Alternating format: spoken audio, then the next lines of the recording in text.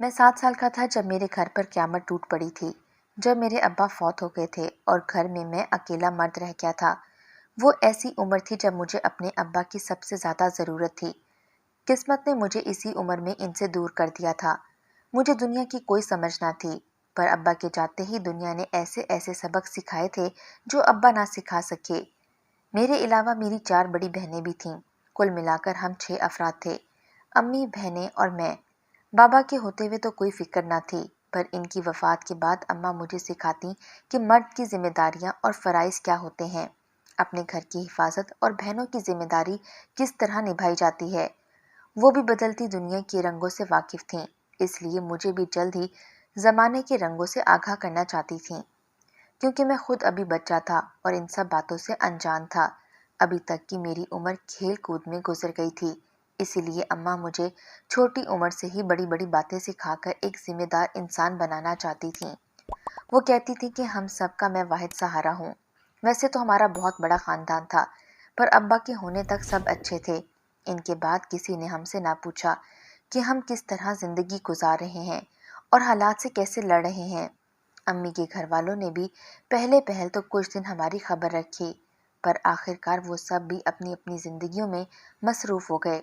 میں پڑھائی میں بہت اچھا تھا۔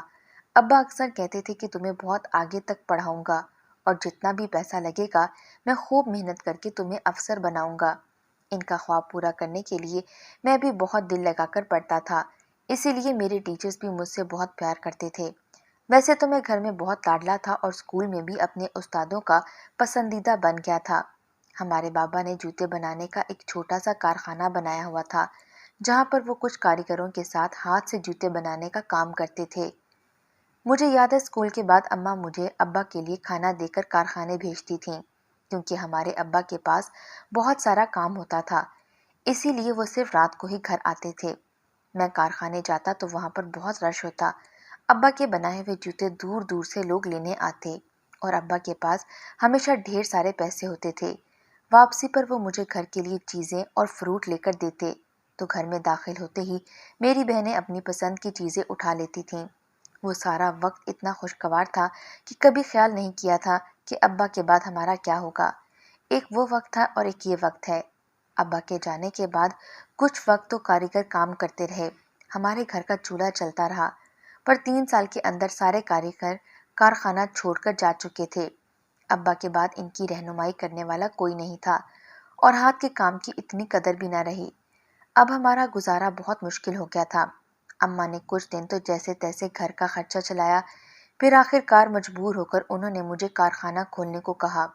مجھے جوتے بنانے کا کوئی کام نہ آتا، پر پھر بھی ہماری آخری امید وہی کارخانہ تھا۔ مجھے اپنی پڑھائی سے بہت پیار تھا۔ ابھی تک میری آنکھوں میں ابا کی خواہش پوری کرنے کا خواب تھا۔ ان 3 سالوں میں نے بہت محنت کی تھی، پر آخر مجھے مجبور ہو کر پڑھائی چھوڑنی پڑی اور ذمہ دار بیٹا بن کر اپنے بابا کی جگہ سنبھالنی پڑی۔ وہ میرا پہلا دن تھا جب میں صبح اسکول کی بجائے کارخانے کے لیے نکلا۔ اس دن میرے ساتھ ساتھ میری اماں اور بہنوں کی آنکھوں میں آنسو تھے۔ جب میں گھر سے نکلا تو دروازے کے باہر اپنے آنسو روکنے کی کوشش کرتا رہا۔ آج ابا کے ساتھ میرا خواب بھی ٹوٹ چکا تھا۔ میرے بچپن سے لے کر ساری محنت بنا سنور کے ہی مجھے چھوڑنی پڑی۔ اب پھر ایک دوسری جگہ سے شروعات کرنی تھی، جس کام کا مجھے الف سے یہ تک نہیں پتا تھا۔ میں اس کے لیے نکل پڑا تھا۔ دکان کھول کر میں نے اس کی صفائی کی، پھر ابا کے ایک پرانے ساتھی کو کچھ دن کام سکھانے کے لیے عرض کر دی۔ وہ مان گئے تھے اور تھوڑے ہی وقت میں مجھے جوتے بنانا آ گئے، پر ایسا لگتا میری محنت بیکار جا رہی ہے۔ پہلے تو ہاتھ کے کام والے جوتے کوئی لینا پسند نہیں کرتا تھا، کیونکہ آج کل فینسی چیزوں کی مانگ بہت زیادہ تھی۔ پھر اگر کوئی لے بھی لیتا تو بہت سستے میں لیتا۔ گھر میں 4 جوان بہنیں تھیں، میری صابر ماں تھی۔ اس تھوڑے تھوڑے خرچے میں بھی نہ جانے کیسے بچا بچا کر کبھی کسی بیٹی کے جہیز کی کوئی چیز بنا دی، تو رات کو جب میں گھر آتا مجھے دیکھ کر بہت خوشی ہوتی۔ ان کو دیکھ کر میری ساری تھکان اتر جاتی، ایسا لگتا میری ساری محنت وصول ہو گئی ہے۔ اماں نے بڑی بہن کا کہیں رشتہ طے کر دیا تھا، اس کے لیے پیسے جوڑتی رہتی۔ ہم سب گھر والوں نے پچھلی 2 عیدیں بنا نئے کپڑوں کی گزاری تھیں۔ پھر میری ایک بہن کی شادی ہوئی تو اماں نے دوسری کی تیاریاں شروع کر دیں۔ ہمیں مجبوراً اپنی بہنوں کے رشتے غیر لوگوں میں کرنے پڑے تھے۔ اپنے خاندان میں بہت اچھے اچھے لڑکے ہوتے ہوئے بھی کسی نے ہم سے رشتہ نہ کیا۔ وہاں پر جو بھی دکھ سکھ ہوتا وہ گزارا کر لیتیں، میکے میں کچھ نہ بتاتیں۔ اب میں نے باقی جوتوں کا کام چھوڑ کر دلہنوں کے جوتے بنانا شروع کر دیے تھے۔ کام میں بہت زیادہ منافع تھا، لوگ آرڈر پر جوتے بنواتے اور منہ مانگی قیمت ادا کر جاتے۔ میرے کام کے چرچے دور دور تک ہونے لگے۔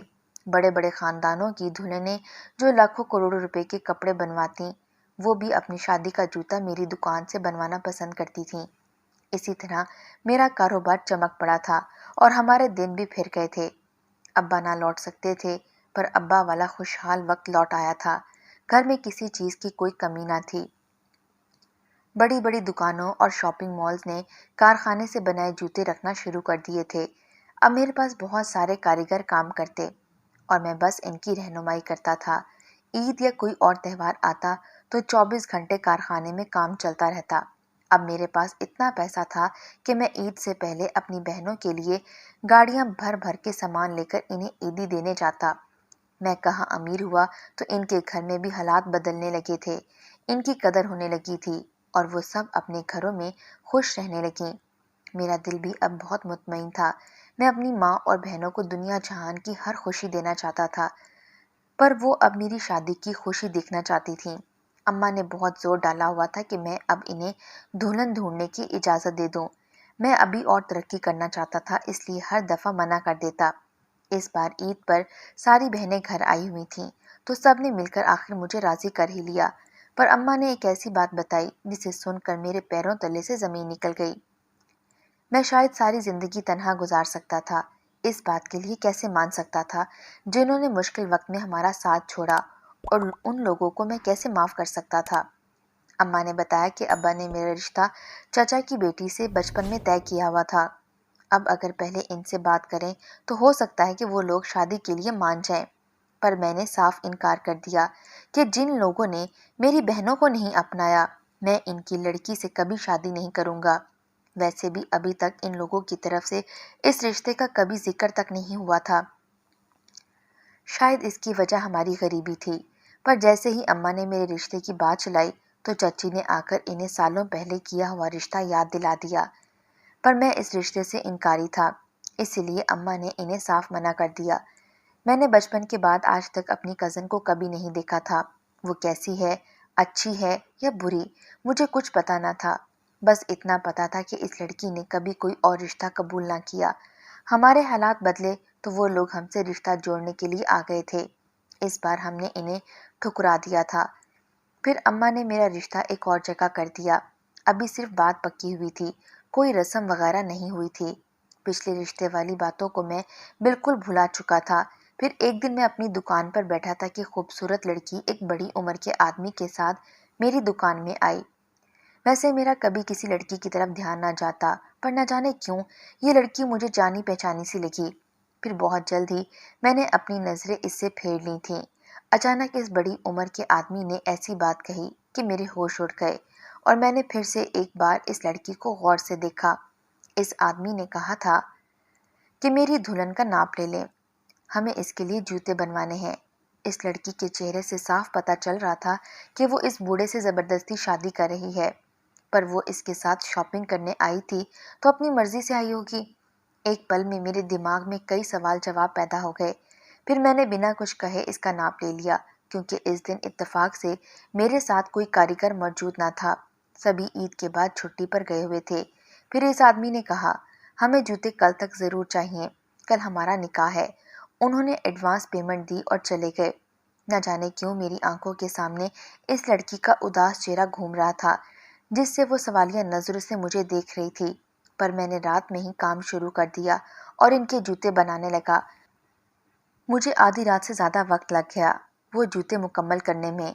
نہ جانے کیوں آج اس کے جوتے اتنے خوبصورت بنے تھے، پہلے کبھی میں نے اس سے خوبصورت جوتا نہیں بنایا تھا۔ شاید وہ لڑکی بہت خوش نصیب ہوگی، اس لیے اتنے پیارے جوتے بنے ہوں گے، یہ میں نے سوچا ہی تھا کہ اگلے پل مجھے اس کا بوڑھا دولہا یاد آ گیا، اور اس کی خوش قسمتی کی بجائے مجھے اس کی بدقسمتی پر افسوس ہونے لگا۔ میں کافی دیر دکان میں خاموش بیٹھا رہا، پھر اپنے آپ کو سمجھایا کہ وہ فقط میری ایک گاہک ہے، مجھے کیوں اس سے اتنی ہمدردی ہو رہی ہے۔ اٹھ کر میں گھر چلا گیا۔ ابھی تک کافی رات گزر چکی تھی، میں شدید تھک چکا تھا۔ گھر آتے ہی مجھے نیند آ گئی۔ ابھی کچھ پل ہی سویا تھا کہ مجھے وہ لڑکی خواب میں نظر آئی۔ وہ بہت رو رہی تھی اور مجھ سے کہہ رہی تھی کہ تم نے اچھا نہیں کیا میرے ساتھ۔ مجھے نیند میں بہت بڑا جھٹکا لگا۔ میں اٹھ کر بیٹھ گیا، سوچنے لگا میں نے بھلا کیا برا کیا ہے اس کے ساتھ؟ میں نے تو اتنے پیارے جوتے بھی بنائے ہیں، پھر مجھے کیوں ایسا کہہ رہی ہوگی؟ میں بہت پریشان ہو چکا تھا۔ پھر اسی کشمکش میں پوری رات نہ سو سکا۔ اگلی صبح دکان پر گیا تو پورا دن گزر چکا تھا، پر وہ جوتے لینے کوئی نہیں آیا۔ وہ پیمنٹ بھی ایڈوانس میں دے چکے تھے۔ نہ جانے کیا وجہ تھی جب وہ لوگ جوتے لینے نہیں آئے ہوں گے، اور پھر وہ سارا دن گزر گیا پر وہ نہ آئے۔ اسی طرح کئی دن گزر گئے۔ جوتے ابھی بھی ان کے لیے میں نے سنبھال کر رکھے ہوئے تھے۔ تقریباً 1 مہینہ گزر چکا تھا۔ میرے گھر میں میری شادی کی باتیں چلنے لگیں۔ اماں اب جلد سے جلد میری شادی کروانا چاہتی تھیں، کیونکہ رشتہ بھی پکا ہو چکا تھا۔ اب مزید دیر کرنے کی کوئی وجہ باقی نہ تھی، تو میں بھی انکار نہ کر سکا۔ منگنی کی رسم بہت ہی سادہ طریقے سے ہو گئی تھی، اور شادی کے لیے میری اماں تمام خاندان والوں کو شادی میں بلانا چاہتی تھیں، تو میں نے یہ فیصلہ ان پر چھوڑ رکھا تھا کہ جس کو چاہیں بلائیں۔ میری بہنوں کی شادیوں میں ہمارے خاندان سے کوئی شریک نہ ہوا تھا، اور اب اماں سب رنجشیں ختم کرنا چاہتی تھیں اور بیٹے کی شادی میں اپنے سارے ارمان پورا کرنا چاہتی تھیں۔ ان کی خوشی اس بات میں تھی تو میں نے بھی کوئی اعتراض نہ کیا، اور اماں کی ایک بات نے مجھے چونکا دیا تھا۔ جب اماں نے کہا کہ چچا کے گھر ہم خود دعوت دینے چلیں گے کیونکہ ہم نے ان کی بیٹی کا رشتہ قبول نہ کیا، تو شاید کوئی رنجش باقی ہو ان کے دل میں، مگر میں اس بات پر بالکل آمادہ نہ تھا۔ میں کسی صورت وہاں نہیں جانا چاہتا تھا۔ ان لوگوں کو سوچ کر ہی میرے سارے زخم تازہ ہو جاتے تھے۔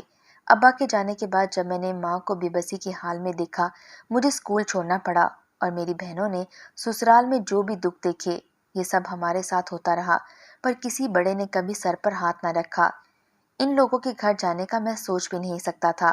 بچپن میں ابا کے ساتھ میں وہاں جاتا تھا، اور ابا کے بعد کبھی نہیں گیا، اور نہ ہی کسی نے کبھی بلایا تھا۔ میں نے صاف انکار کر دیا، تو اماں اور میری بہنیں ان کو دعوت دینے چلی گئیں، اور ان لوگوں نے خوشی خوشی دعوت قبول کر لی۔ جب حالات بدلتے ہیں تو سب سے پہلے رشتہ دار بدلتے ہیں، پھر حالات اچھے ہوں یا برے، رشتہ داروں کے رویے بھی ویسے ہو جاتے ہیں۔ گھر میں شادی کا ماحول تھا، رشتہ داروں کا آنا جانا لگا ہوا تھا۔ میں زیادہ تر دن دکان پر ہی گزارتا اور صرف رات کو ہی گھر آتا۔ پھر ایک دن اچانک کسی کام سے دن کو گھر آنا ہوا تو لڑکیوں کا ایک ہجوم بنا ہوا تھا۔ میری بہنوں نے ساری رشتہ دار لڑکیوں کو جمع کیا ہوا تھا۔ مجھ پر نظر پڑتے ہی سب نے شور مچانا شروع کر دیا، دولہا آ گیا، دولہا آ گیا۔ پر ایک لڑکی کرسی پر خاموش بیٹھی ہوئی تھی۔ میرا دھیان پہلے تو اس کی طرف نہ گیا، پھر جب اماں نے اس سے بات کی اور کہا کہ بیٹی تم بھی چلو، بہنوں کے ساتھ بیٹھو، جب سے آئی ہو اکیلی بیٹھی ہو، تب اسے دیکھتے ہی میرے پیروں تلے سے زمین نکل گئی۔ اسے دیکھ کر ایک پل کے لیے مجھے اپنی آنکھوں پر یقین نہ آیا۔ ایسا لگا میرے اطراف کی ہر چیز گول گول گھوم رہی ہے۔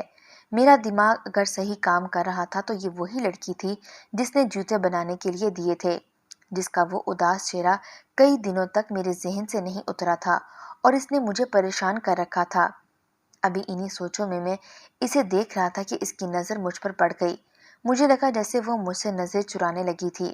میں بھی فوراً اپنے کمرے میں چلا گیا، کسی سے کوئی بات نہ کی، اور اس سے بھی پوچھنا مناسب نہیں سمجھا، اور اب میرے دماغ پر اس کی باتیں حاوی ہونے لگیں۔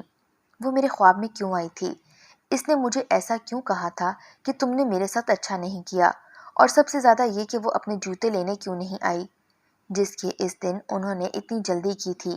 میں اپنے دماغ میں آنے والے ہر سوال کا جواب بھی خود دینے لگا تھا۔ شاید اس نے بہتر زیادہ جوتے خرید لیے ہوں گے، یا انہیں جلدی ہوگی اور میرے بنائے جوتوں کا انتظار نہیں کیا ہوگا، اور سب سے زیادہ پریشانی اس بات سے تھا کہ آج بھی وہ اتنی غمگین کیوں تھی۔ اب یہ سب جاننے کے لیے میں بہت بے چین ہو رہا تھا۔ مجھے اپنے اندر اس قدر بے چینی کی وجہ سمجھ نہیں آ رہی تھی۔ لڑکی کے افسردہ چہرے نے مجھے اس قدر پریشان کیوں کر دیا تھا؟ شاید مجھے اس کے خواب میں کہی ہوئی بات میں اتنا بے چین کر دیا تھا کہ کافی دیر تک اپنے کمرے میں اسے جوتے دینے کا سوچتا رہ گیا، پر ہمت نہ کر سکا کہ بات کیسے کروں۔ जब तक मैं फिर से बाहर आया तब तक सब लड़कियां अपने घर में जा चुकी थीं। शादी में 1 हफ्ता बाकी था और मेरी बहनें हर रोज ही इन लड़कियों को घर बुला लेती थीं। मैंने सोचा कि वो जूते कल दुकान से वापस आते वक्त घर ले आऊंगा और फिर इस लड़की को दे दूंगा। अगले दिन मैं जानबूझकर जल्दी घर आया था और साथ में वो जूते भी लेकर आया था। मेरे घर में इसी तरह से शोर शराबे वाला माहौल बना हुआ था। मैंने इधर उधर नजर दौड़ाई पर वो लड़की कहीं मौजूद ना थी। इतने में मैं अपनी माँ को ढूंढने लगा कि इनसे इस लड़की के बारे में पूछूं। अभी मैंने अम्मा को 2-3 आवाजें दी थीं जो लाउड स्पीकर चलने की वजह से वो सुन नहीं पाई थीं। मेरी बहन ने जल्दी से आकर मेरे हाथ से वो जूतों वाला शॉपर ले लिया और जल्दी जल्दी इसे खोलने लगी। मैं इसे मना करता रहा पर इसने मेरी एक ना सुनी और शॉपर से जूते निकाल कर बहुत जोर से चिल्लाई, अरे भाई, इतने प्यारे जूते किसके लिए बनाए हैं? तो इतने में मेरी दूसरी बहन ने आकर इसके हाथ से शॉपर ले लिया और कहा कि किसके लिए क्या मतलब? जाहिर है हमारी भाभी के लिए बनाए होंगे, वरना इतने प्यारे जूते भला किसके लिए बना सकते हैं? फिर वो सभी लड़कियों को एक एक करके जूते दिखाती रहीं। वो सभी जूते को देखकर हसरत से बोलती रहीं कि कितने प्यारे जूते हैं, लगता है बहुत दिल से बनाए गए हैं। ये बात मेरे दिल पर लगी। क्या सच में इसके लिए जूते मैंने दिल से बनाए थे? ऐसा लगा मेरे दिल की बात कह दी गई हो इन लड़कियों ने। पर मैं क्यों इसके लिए दिल से जूते बनाऊंगा?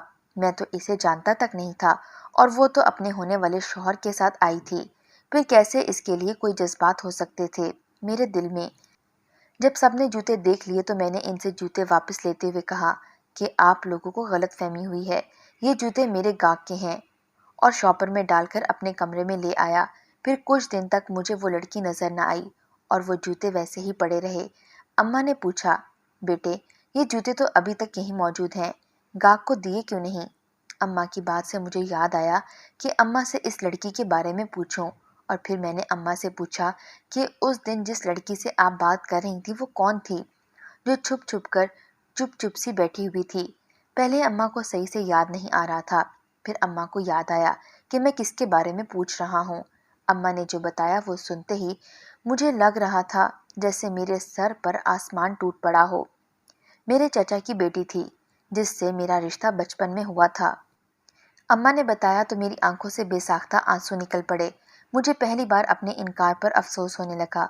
वो जिस कदर मासूम और गमज़दा नजर आ रही थी, शायद वो इस बूढ़े शख्स के साथ शादी करके खुश ना थी। इसके माँ बाप ने बहुत नाइंसाफ़ी की थी इसके साथ। शायद मैं भी इसका थोड़ा कसूरवार था, पर अब अफसोस से कुछ हासिल नहीं होने वाला था। वो शायद अपने घर में बस चुकी होगी और मेरी भी शादी होने वाली थी। अब वक्त हाथ से निकल चुका था। मैं चाहकर भी इसे कोई आसरा नहीं दे सकता था। अम्मा ये सारी बातें बताकर जा चुकी थीं और मैं वहीं पत्थर बना सोचों में गुम था। न जाने कितना वक्त गुजर चुका था। मेहमान आने शुरू हो गए। मेरी चाची के साथ वो भी हमारे घर आई थी। मैं कमरे से बाहर निकला तो सामने ही वो बैठी थी। मैंने बहुत हिचकिचाते हुए इससे कहा कि आपकी एक अमानत मेरे पास है, अंदर आकर वो ले जाएं। वो मेरे साथ मेरे कमरे में चली आई। वो जूतों वाला बॉक्स आगे बढ़ाते हुए मैंने इसे देना चाहा और कहा, आप अपने जूते लेने नहीं आई थीं, तो मैंने सोचा कि आपको यहीं दे दूं। वो जूतों को देखकर चौंक गई थी और थोड़ी देर चुप हो जाने के बाद बोली, मुझे इन जूतों की ज़रूरत नहीं, आप अपनी दुल्हन के लिए रख लीजिए। मैंने कहा, नहीं, आपके शौहर ने इनकी बहुत महंगी कीमत अदा की है, मैं कैसे रख सकता हूँ? वो घबरा कर बोली, वो मेरा शौहर नहीं। मैंने चौंकते हुए पूछा और इसकी तरफ देखा, तो फिर वो कौन था? इसने बताया कि मेरी शादी इसके साथ होने वाली थी, पर मेरा दिल नहीं माना, तो मैंने निकाह के लिए इनकार कर दिया। मैंने पूछा, तो इसका मतलब आपकी अभी तक शादी नहीं हुई? वो बोली, नहीं। ये सुनकर मेरे सर पर जैसे आसमान टूट पड़ा हो। मैंने कहा, मुझे माफ़ कर दें, मैंने आपसे रिश्ते से इनकार कर दिया था। इसने कहा, आपका तो इसमें कोई कसूर नहीं, हमारी तरफ से कौन सी भलाइयाँ हुई थीं आपके साथ। मैंने कहा, वो गुजरी हुई बात है, आप भूल जाएं। पर क्या मैं जान सकता हूँ कि आपने निकाह के वक्त क्यों शादी से इनकार कर दिया? मेरा ये पूछना ही था कि इसकी आंखों से आंसुओं की बरसात शुरू हो गई। वो इस बात का जवाब न दे सकी और बाहर जाने लगी, और मैंने इसे रोक लिया और बहुत इसरार किया कि वजह बता दें, वरना मुझे सुकून नहीं आएगा। इसने बताया कि मेरा रिश्ता आपके साथ तय हुआ था, इसीलिए मैंने बचपन से आपके ख्वाब सजाए थे, पर आपकी गुर्बत और तंगदस्ती की वजह से मेरे वालिदैन ने कभी इस रिश्ते को कबूल न किया। پر جب بھی ان کی پسند کا کوئی رشتہ آتا میں ہمیشہ انکار کر دیتی اور دن رات آپ کے حالات بہتر ہونے کی دعائیں کرتی رہتی۔